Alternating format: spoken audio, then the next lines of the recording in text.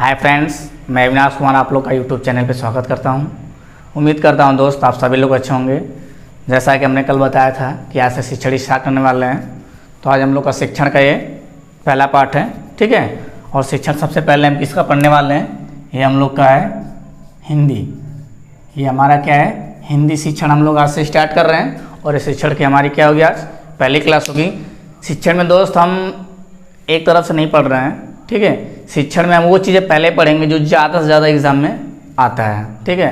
जहाँ से ज़्यादा से ज़्यादा क्वेश्चन आते हैं सबसे पहले हम उसको स्टार्ट करने वाले हैं। फिर देन लास्ट में जो चीज़ें बची रहेंगी उसको हम लोग लास्ट में पढ़ेंगे, ताकि आप लोगों को पता चलेगा जो चीज़ें पढ़ाई जा रही हैं वो चीज़ें सही हैं कि नहीं हैं, ये आप लोग के एग्ज़ाम के लिए है या नहीं है, ठीक है। तो मैं पहले वही चीज़ें लेके आ रहा हूँ जो चीज़ें एग्ज़ाम में ज़्यादा से ज़्यादा पूछी जाती हैं, ठीक है फ्रेंड्स। तो आइए वीडियो को स्टार्ट करते हैं, ठीक है। आज का हमारा टॉपिक है अधिगम एवं अर्जन।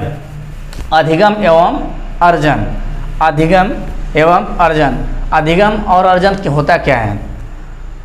अधिगम एक ऐसी प्रक्रिया है जिसको हम क्या करते हैं, प्रयासपूर्ण, ठीक है। जिसको सीखने के लिए क्या है, एक निश्चित वातावरण की ज़रूरत होती है, ठीक है। एक निश्चित समय की ज़रूरत होती है, एक निश्चित विषय वस्तु की ज़रूरत होती है। और ये अधिगम जो क्या होता है, हमारा उद्देश्यपूर्ण होता है, ठीक है। अधिगम हमारा क्या होता है, उद्देश्यपूर्ण होता है, प्रयासपूर्ण होता है। एक निश्चित समय, निश्चित पाठ्यक्रम, निश्चित विशेषज्ञ, मतलब एक निश्चित टीचर की ज़रूरत होती है, ठीक है। इसे हम स्कूली शिक्षा भी कह सकते हैं, ठीक है।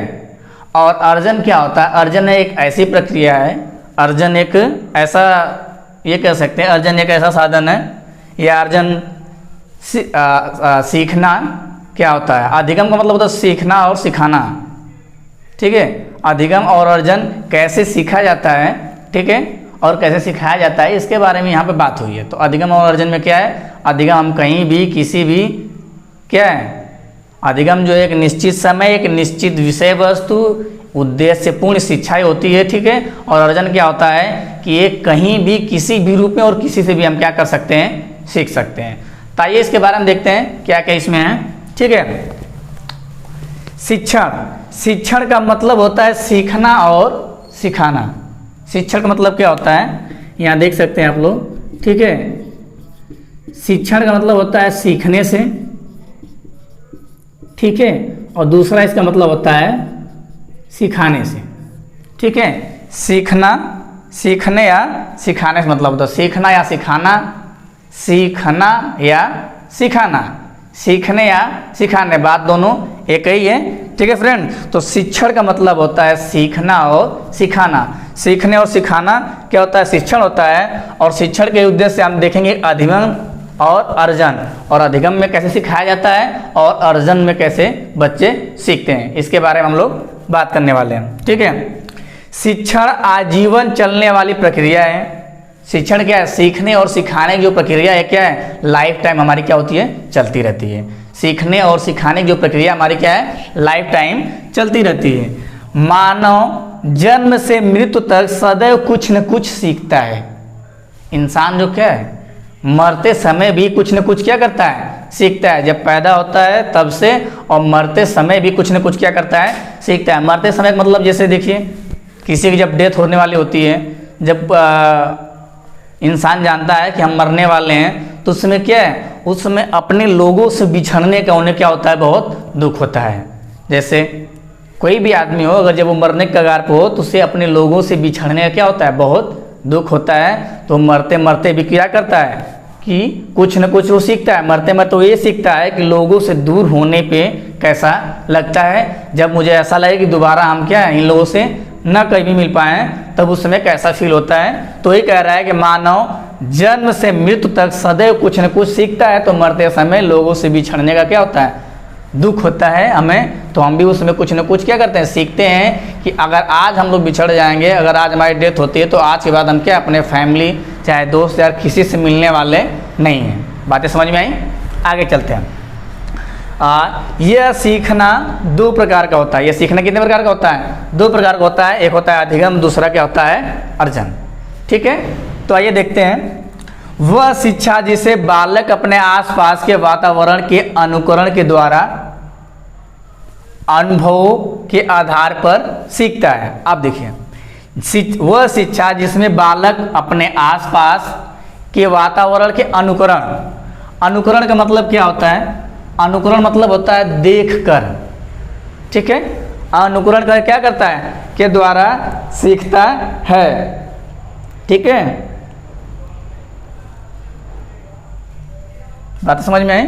अनुकरण मतलब देख के सीखना। जैसे मान लीजिए, अगर हम वह शिक्षा बालक अपने आसपास के वातावरण के अनुकूल द्वारा अनुभव के आधार पर सीखता है। जैसे मान लीजिए हम लोग मार्केट में गए हैं, ठीक है। मार्केट में गए हैं, मान लीजिए बारिश हुआ है, ठीक है। बारिश हुआ है और हम लोग मार्केट में गए हैं, अपने फैमिली के साथ जा रहे हैं, ठीक है। और एक हम लोग क्या है, रोड पे ही खड़े हैं, ठीक है। जैसे होता है दुकान का सामने बना होता है चौतरा खड़ा होने के लिए, तो वहाँ पे हम लोग क्या है, मान लीजिए अपने हम लोग वहाँ खड़े हैं, तो किसी ने क्या किया, बारिश हुआ है, गड्ढे में पानी इकट्ठा है, ठीक है, चारों तरफ। तो एक बाइक वाला तेज़ी से आता है, और जब बाइक वाला तेज़ी से आता है तो उसके बाइक से जो है पानी जो छटकता है, जो गंदा पानी होता है, वो क्या होता है, वो छटक के जो आसपास के लोग जो खड़े होते हैं उनके ऊपर क्या होता है, वो कीचड़ चला जाता है, जिससे उनके कपड़े क्या होते हैं, गंदे हो जाते हैं। तो वहाँ पे क्या है, हमने अनुकरण करके सीखा। वहाँ पे हमने क्या किया, देख के सीख लिया कि अगर बारिश हुआ हो तो हम लोग को क्या करना, रोड के बीचों बीच नहीं चलना है, रोड के साइड में क्या करना है, चलना है, ठीक है। बातें समझ में आई? तो ये होता है अनुकरण करके सीखना। कोई चीज़ें क्या करते हैं लोग, करके सीखते हैं, तो उसी को कहते हैं अनुकरण करके सीखना, मतलब देख कर सीखना। अगर कोई घटना हमारे सामने घटित हो रही है, किसी भी प्रकार की घटना हो, अगर वो घटित हो रही है, उससे हम लोग क्या करते हैं, कुछ न कुछ क्या करते हैं, सीखते हैं। जैसे मान लीजिए कोई चलिए, हमको लगता है समझ में आ गया होगा इतने से ही। अनुकरण मतलब देखकर सीखना। कोई भी चीज़ें क्या है, अचानक से हम लोग किसी को देखते हैं और वो चीज़ें अच्छी नहीं होती है, तो हम लोग भी सीख लेते हैं। अगर मान लीजिए हम बाइक तेज़ से चलाते हैं और अचानक क्या होता है, अगर कोई बाइक तेज़ से चलाता है, हम भी बाइक तेज़ चलाने वाले हैं या नहीं चलाने वाले हैं, तो कोई बाइक तेज़ी से चला रहा है और अचानक उसका क्या हो जा रहा है, तो आपके सामने ही अचानक क्या कर रहा है, किसी गाड़ी से भिड़ जा रहा है, जिससे क्या हो रहा है, उसको चोट लग जा रही है। चोट लगने के बाद क्या उसे दर्द हो रहा है, तो हम लोग वहाँ पे क्या करते हैं, देख के सीख लेते हैं कि आइंदा हम लोग को भी बाइक क्या करना, तेज नहीं चलाना है, ठीक है। तो वहाँ क्या करता है, वो करके सीखता, अनुकरण करके सीखता है, देख के सीखता है। अनुकरण मतलब लोग लिख लीजिएगा, अनुकरण मतलब देख कर सीखना, ठीक है। अनुकरण का मतलब होता है देख कर, ठीक है, देख कर सीखना या देखकर। अब आते हैं नेक्स्ट पॉइंट पे। दूसरी शिक्षा वह शिक्षा जिसे बालक एक निश्चित स्थान, निश्चित समय, निश्चित पाठ्यक्रम और निश्चित विषय विशेषज्ञ के माध्यम से सीखता है। ये तो पहली शिक्षा थी, तो ये पहली शिक्षा थी, ठीक है। पहली शिक्षा क्या है, इसे हम अर्जन कहेंगे, ठीक है। इसे हम यहाँ पे क्या कर सकते हैं, अर्जन, ठीक है। दूसरी शिक्षा हमारी क्या है, दूसरी शिक्षा हमारी हो जाएगी अधिगम, ठीक है। दूसरी शिक्षा ये कह रहा है कि जब वह शिक्षा जिसे बालक अपने आसपास के दूसरी शिक्षा वह शिक्षा है जिसे बालक अपने निश्चित स्थान। दूसरी शिक्षा क्या है, दूसरी शिक्षा में हमने बताया कि स्कूली शिक्षा होती है, जिसमें क्या होता है, एक निश्चित समय पर हमें स्कूल जाना होता है, ठीक है, और एक निश्चित पाठ्यक्रम होती है, और एक निश्चित विषय वस्तु होती है, और एक निश्चित विषय विशेषज्ञ का मतलब एक टीचर। हर सब्जेक्ट के हमारे टीचर क्या होते हैं, अलग अलग होते हैं, ठीक है। तो हमारी क्या हो जाएगी, अधिगम। और अधिगम हमने बताया कि अधिगम प्रयासपूर्ण होता है, ठीक है। अधिगम एक उद्देश्यपूर्ण होता है। अधिगम जब हम मेहनत करेंगे तब सीख पाएंगे। और अर्जन क्या है, किसी रूप में कहीं भी किसी से भी हम सीख सकते हैं, लेकिन अर्जन करने के लिए क्या करना पड़ेगा, हमको मेहनत करना पड़ेगा। इसके बारे में हम आगे और बताते हैं, ठीक है। प्रथम प्रकार की शिक्षा को औपचारिक शिक्षा कहते हैं। क्या कहते हैं, इसको याद रखिएगा, औपचारिक शिक्षा कहते हैं। इसमें बालक अपने स्वाभाविक प्रकृति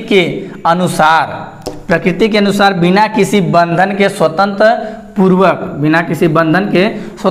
विभिन्न अनुभवों को प्राप्त करते हुए विकसित होता है। इसे अनियमित शिक्षा कहते हैं, ठीक है। अर्जन को अनियमित शिक्षा भी कहते हैं। ये किसी रूप में कहीं भी किसी से भी क्या कर सकते हैं, हम इसे सीख सकते हैं। इसको सीखने के लिए ना किसी निश्चित समय को होती है। जैसे मार्केट में हम गए तो वहाँ तो कोई निश्चित समय है नहीं कि हमने कोई चीज़ें देखा वहाँ पे तो हमने सीखा, तो ठीक है। तो ये कह रहा है कि जो प्रथम शिक्षा जो होती है वो क्या होती है, हमारा अनौपचारिक होती है। और इसे क्या करता है, बालक अपने स्वाभाविक प्रकृति, जो उसका नेचर है, जो उसका नेचर है, उस नेचर के अनुसार किसी बंधन, बिना किसी बंधन के मतलब रुकावट के नहीं, उस पर कोई क्या है, बाधा नहीं है, उस पर कोई रुकावट नहीं है, स्वतंत्रता पूर्वक अपने से एकदम स्वतंत्र है, स्वतंत्रता पूर्वक विभिन्न अनुभव प्राप्त करते हुए विकसित होता है। जितनी भी सारी चीज़ें आसपास घटना घटित होती हैं उसको क्या करता है, देखता है, और देखकर कुछ न कुछ क्या करता है, वो सीखता है, जिससे वो अपने जीवन में क्या करता है, अप्लाई करता है और अपने जीवन को और भी बेहतर बनाने की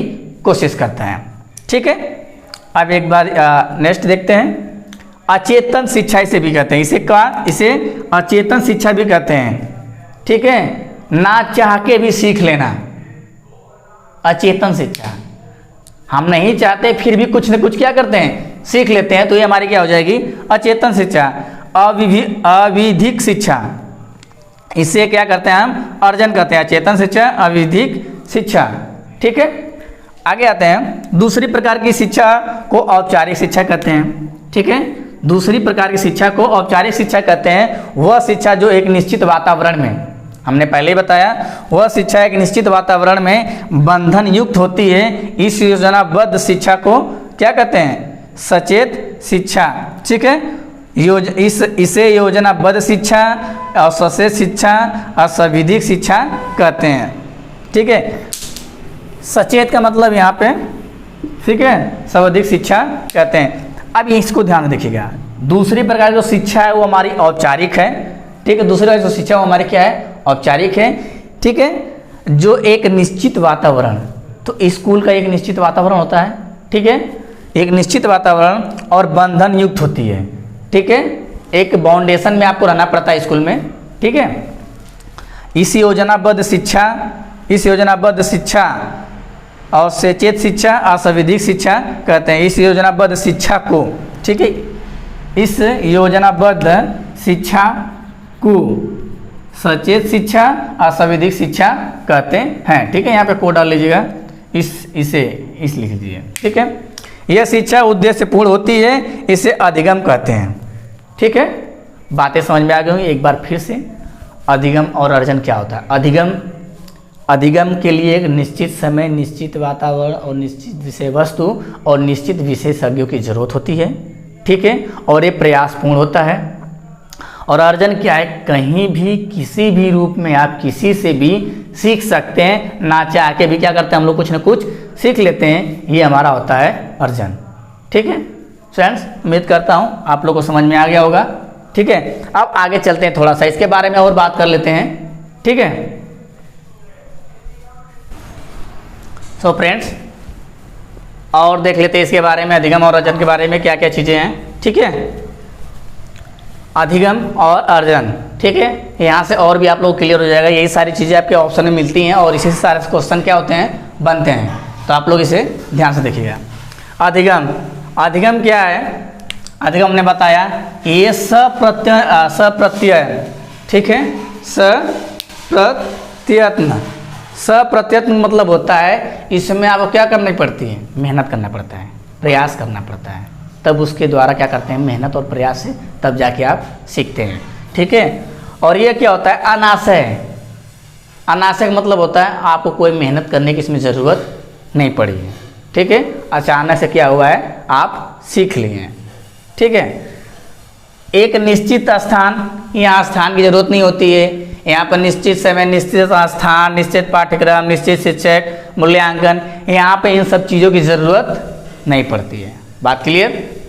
आगे आते हैं। औपचारिक शिक्षा और अनौपचारिक शिक्षा के बारे में हमने बात किया पीछे, इसके बारे में देखते हैं। अधिगम एक निर्मित निश्चित उम्र से प्रारंभ होकर एक निश्चित उम्र तक चलने वाली प्रक्रिया है। अधिगम जो है एक निश्चित उम्र से स्टार्ट होती है, जैसे बालक जब 3 साल का हुआ, 4 साल का हुआ, 5 साल का हुआ, तब वो स्कूल में जाएगा। ठीक है, उसके बाद वहाँ से क्या करेगा, अधिगम वो स्टार्ट करेगा। घर पे भी बच्चों को हम लोग पढ़ाते हैं, ठीक है, ऐसी बात नहीं है, तो लेकिन एक निश्चित उम्र की बात पढ़ाते हैं। लेकिन अर्जन में क्या होता है, बच्चा पैदा होते ही सीख लेता है, जैसे बच्चे का जन्म होता है वो रोना सीख लेता है। ठीक है, तो ये स्वाभाविक रूप से होती हैं। आ जाइए अब इसमें, अधिगम प्रयासपूर्ण होता है। अधिगम के लिए क्या करना पड़ता है? प्रयास करना पड़ता है, हमने पहले ही बताया, ठीक है। अधिगम अपेक्षाकृत नियंत्रित परिस्थितियों में होता है, और अधिगम करने के लिए क्या होगा? एक निश्चित वातावरण और एक परिस्थिति होनी चाहिए। एक निश्चित क्या होती है? परिस्थिति होती है। एक निश्चित वातावरण होता है जहाँ पे क्या होता है? अधिगम प्राप्त होता है या अधिगम को प्राप्त किया जाता है। अधिगम संकुचित होता है।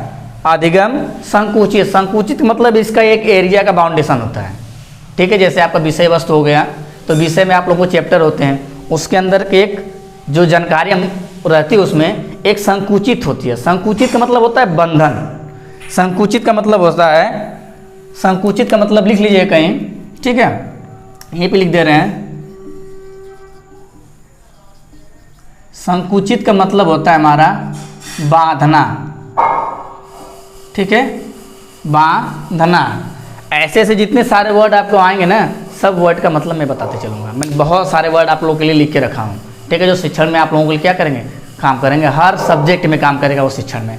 जैसे यहाँ पे देखिए सप्रयत्न हो गया, अनाशय हो गया, यहाँ पे आपको मिला है, और यहाँ पे अभी ये संकुचित मिला है। अब आइए आगे, अधिगम द्वारा मानव का सर्वांगीण विकास होता है। अधिगम द्वारा मानव क्या होता है? सर्वांगीण विकास होता है, जबकि अर्जन द्वारा बस मानव का विकास होता है। अर्जन द्वारा बस मानव का विकास होता है और अधिगम द्वारा मानव का सर्वांगीण विकास होता है। अर्जन जन्म से लेकर मृत्यु तक चलने वाली प्रक्रिया है। जब इंसान पैदा होता है तब से जब मरता है तब तक की चलने वाली प्रक्रिया, मैंने पहले बता चुका हूँ। अर्जन स्वाभाविक होता है, यह स्वाभाविक रूप से हम सीख लेते हैं, इसमें कोई प्रयास करने की जरूरत नहीं है, कोई मेहनत करने की जरूरत नहीं है, कहीं भी किसी भी स्थान पे किसी से भी हम सीख सकते हैं। अर्जन व्यवहार होता है। अर्जन मतलब हम क्या है? समाज के द्वारा सीखते हैं, ठीक है। अर्जन क्या है? समाज के द्वारा सीखते हैं। वातावरण में जो चीज़ें घटित हो रही हैं उसके अनुसार उसको अनुकरण करके हम सीखते हैं, ठीक है। यहाँ तक बातें होगी। नोट्स, इन दोनों में अंतर क्या है? अधिगम एवं अर्जन में मुख्य अंतर परिस्थितियों अथवा वातावरण का होता है, ठीक है। अधिगम और अर्जन में मुख्य अंतर होता है परिस्थितियों और उनके वातावरण से, ठीक है। अब ये पूरा आप लोग को एक बार मैं फिर से बता दे रहा हूँ, ध्यान से सुनिएगा। अधिगम और अर्जन क्या होता है? अधिगम और अर्जन क्या होता है? अर्जन हम कहीं भी किसी से भी किसी रूप में कभी भी क्या कर सकते हैं? सीख सकते हैं, वो हमारा होता है अर्जन, ठीक है। और अर्जन में क्या है? प्रयास करने की ज़रूरत नहीं होती है, अनावश्यक रूप से हम सीख सकते हैं। ये जीवन प्रयत्न चलने वाली प्रक्रिया है, और मानव अपने क्या है? यह एक स्वाभाविक रूप से, व्यवहारिक रूप से इसे हम क्या है? सीख सकते हैं। अर्जन क्या होता है? एक स्वाभाविक होता है। अर्जन क्या होता है? व्यवहारिक होता है। समाज से हम क्या कर सकते हैं? सीख सकते हैं बिना किसी मेहनत के, ठीक है, अब बिना किसी समय के। अर्जन द्वारा मानव का बस विकास होता है, लेकिन अधिगम द्वारा मानव का सर्वांगीण विकास होता है। अधिगम के लिए एक निश्चित समय, एक निश्चित विषय वस्तु, एक निश्चित स्थान, ठीक है, एक निश्चित विषय विशेषज्ञ मतलब शिक्षक की जरूरत पड़ती है, ठीक है। और ये एक उद्देश्य पूर्ण होता है, हमने पीछे लिखवाया हुआ है, ये एक उद्देश्य पूर्ण होता है और एक बंधन युक्त होता है, ठीक है, संकुचित होता है, ठीक है। बंधन युक्त तो मतलब संकुचित, संकुचित मतलब बंधन युक्त, ठीक है। अधिगम मानव का सर्वांगीण विकास, हमने सारी चीज़, हमको लगता है अब आपको समझ में आ गया होगा कि अधिगम और अर्जन क्या है, ठीक है। तो फ्रेंड्स आज के लिए बस इतना ही, ठीक है। कल इसके बारे में इन दोनों का हम और इसके बारे में और थोड़ा बात करेंगे, ठीक है। कल हम लोग बात करने वाले हैं अधिगम और अर्जन से रिलेटेड और सारी चीज़ें कि इन दोनों में अंतर क्या होता है। अंतर तो इसी को हम लिख सकते हैं, ठीक है, इसी को हम अंतर लिख सकते हैं। हम सोच रहे हैं इसी में थोड़ा सा और बढ़ा दिया जाए, ठीक है। आइए इसमें थोड़ा सा और बढ़ा देते हैं। अगर आप लोग स्क्रीनशॉट नहीं लिए तो स्क्रीनशॉट लीजिए या तो लिख लीजिए, हम ऊपर का इरेज करके फिर से और थोड़ी चीज़ें लिख दे रहे हैं आप लोगों को, ठीक है। चलिए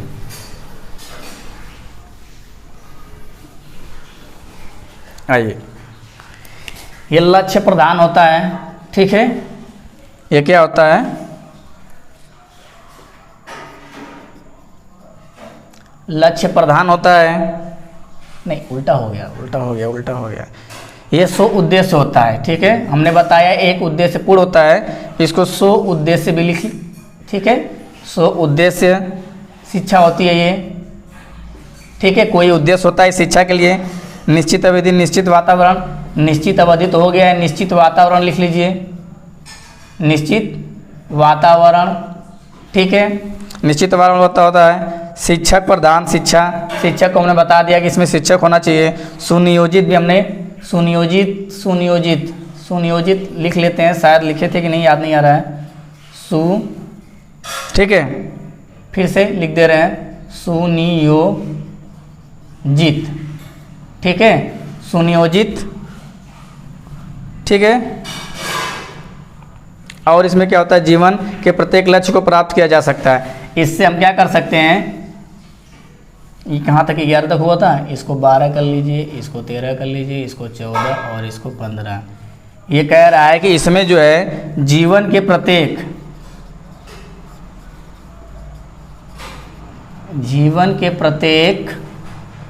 लक्ष्य को प्राप्त किया जा सकता है। ठीक है, और इसमें क्या है, इसमें हम देख लेते हैं लक्ष्य प्रधान। ठीक है,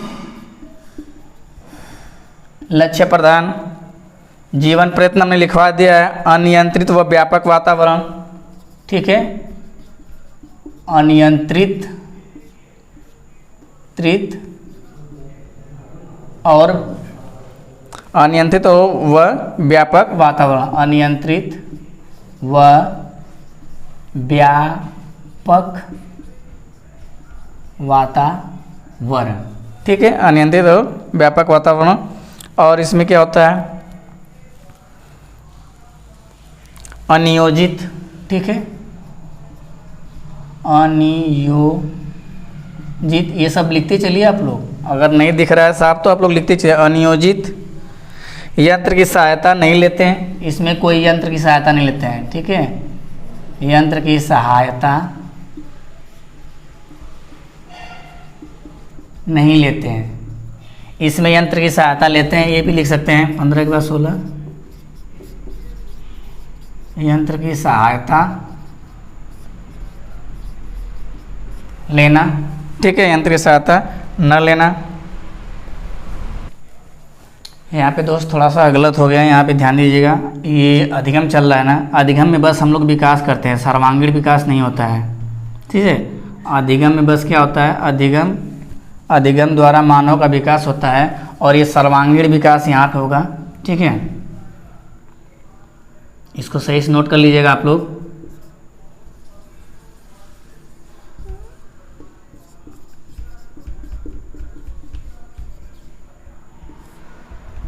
फिर से लिख दे रहे हैं, सर्वांगीण विकास। ठीक है, अर्जन में सर्वांगीण विकास होता है। उम्मीद करता हूँ दोस्त सारी चीज़ें आप लोगों को समझ में आ गई होंगी। ठीक है, अब क्लास को हम लोग यहीं पे ब्रेक करेंगे। ठीक है, सारी चीज़ें क्लियर हैं। और फ्रेंड्स, अगर वीडियो पसंद आया होगा तो ज़्यादा से ज़्यादा लोगों को शेयर करें, लाइक करें और चैनल को भी सब्सक्राइब कर लीजिएगा, क्योंकि अब ऐसे ही कंटिन्यू वीडियो आप लोग को क्या है मिलता रहेगा। ठीक है, शिक्षा पहले मैं शिक्षण या पढ़ाऊँगा, लेकिन मैथ साइड में आप लोग का चल रहा है। मैथ की एक क्लास मैंने ले चुका हूँ। मैथ में मैंने स्थानीय मान और वास्तविक मान के बारे में बात किया हुआ है।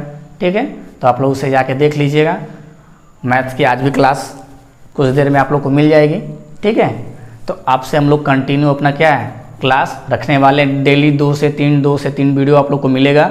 ठीक है, अब यही स्टार्टिंग है, थोड़ा प्रॉब्लम हो रहा है, जैसे एक बार हम लोग वेब में आ जाएंगे तो फिर क्लास अच्छी चलेगी आप लोगों को। ठीक है, उम्मीद करता हूँ आप लोग को अधिगम और अर्जन अच्छे समझ में आ गया होगा। अगर नहीं समझ में आया होगा तो एक बार कमेंट कर दीजिएगा, इसको मैं भी दोबारा फिर से देख लूँगा ओवरऑल, बस ऊपर से। ठीक है, तो फ्रेंड्स आज के लिए बस इतना ही, धन्यवाद।